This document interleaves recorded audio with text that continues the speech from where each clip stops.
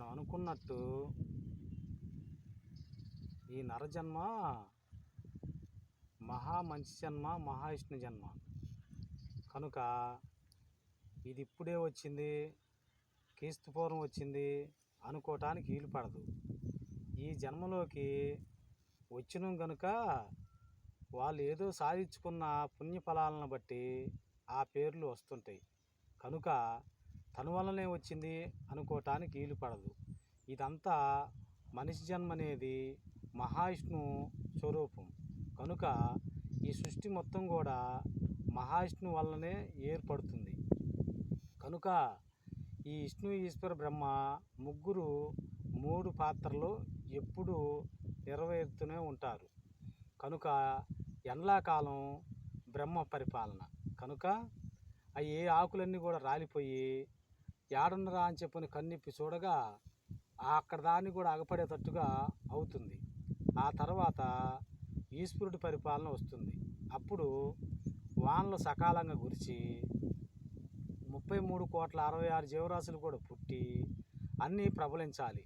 ఆహారవాది కాబట్టి వాటన్నిటికి అందించి ఆయన సాకే మార్గం చేస్తుండు.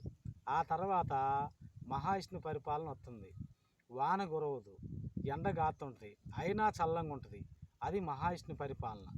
కనుక ఇవన్నీ కూడా నా వల్లనే వచ్చినాయి, నా వల్లనే అయినాయి అనుకోవటం పొరపాటు. ఏ మనిషి కూడా మహాత్ముడుగా జపించినప్పుడు ఆ జపంలో గుంట తపస్సు చేసి తపస్సులో గుంట ఫలించినప్పుడు భగవంతుడిగా మారటానికి వరం ఉంటుంది. కాబట్టి ఇది క్రీస్తు పూర్వం నుంచి మనం లెక్క పెడుతున్నాం, అప్పటి నుంచి వస్తుంది, ఇప్పటి నుంచి వస్తుంది, దీనివల్ల మనకు ప్రయోజకులమైన అన్నది కాదు. ప్రతి మనిషి కూడా మహావిష్ణువే. వాళ్ళు చేసే పాపపుణ్యాలను బట్టి ఆ ఫలితాలు నిర్వహించగలుగుతాయి. కాబట్టి ఎవరైనా సరే ఈ నేరాలు ఘోరాలు చేసుకోగాకండి. ఎంతవరకు లేదు జీవితం ఎందరో మంది మహాత్ములు ఈడ పుట్టినరు, ఉండరు అని అనుకుంటున్నారు, కానీ ఎన్నాళ్ళు పెరుగుతున్నారు అనే దాన్ని మర్చిపోతున్నారు.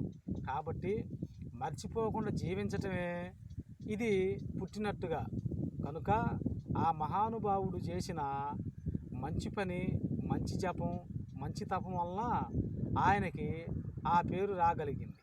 అదేవిధంగా ఇప్పుడు మన ధర్మారం సుబ్బయ్య తాత గారు కానీ, అదేవిధంగా గుంటూరు మత్తానయ్య గారు కానీ, అదేవిధంగా బ్రహ్మం గారు కానీ, అదేవిధంగా యామనయోగి కానీ, ఇటువంటి మహానుభావులు మొత్తం కూడా సాయిబాబా కానీ, ఇంకా రాఘవేంద్ర స్వామి, ఇంకా ఊరికి ఒక మహాత్ముడు ఎప్పుడు ఆ ఊరిలో పుడుతూనే ఉంటాడు. కాబట్టి ఇంతవరకు తెలిసిన వాళ్ళు ఒట్టికే మనకి ఇదేనా అని చెప్పి అనుకుంటున్నాం. కనుక అందరూ మహాత్ములే. కాబట్టి అందరూ సత్యంతో బ్రతికి సమానంగా ఉండి సమానంగా జన్మరాహిత్యంగానైతే అదిగో అసిమెంటి పేర్లు, అసిమెంటి బిరుదులు పొందొచ్చు.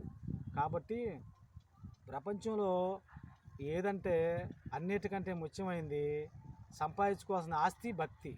కనుక భక్తిని మరవకండి. రక్తి, భక్తి, ముక్తి. కనుక మన తల్లిదండ్రి మనల్ని ఎంతో జపతపాలతోటి మనల్ని కని మనం ఈ సృష్టికి వచ్చినాం. కాబట్టి ఉపకారం అన్నదే చేస్తూ అపకారం చేయక మనం జన్మరాహిత్యంగానైతే అదిగో అసిమెంటి పేర్లని మనం పొందొచ్చు. సర్వే జన సుఖినో భవంతు.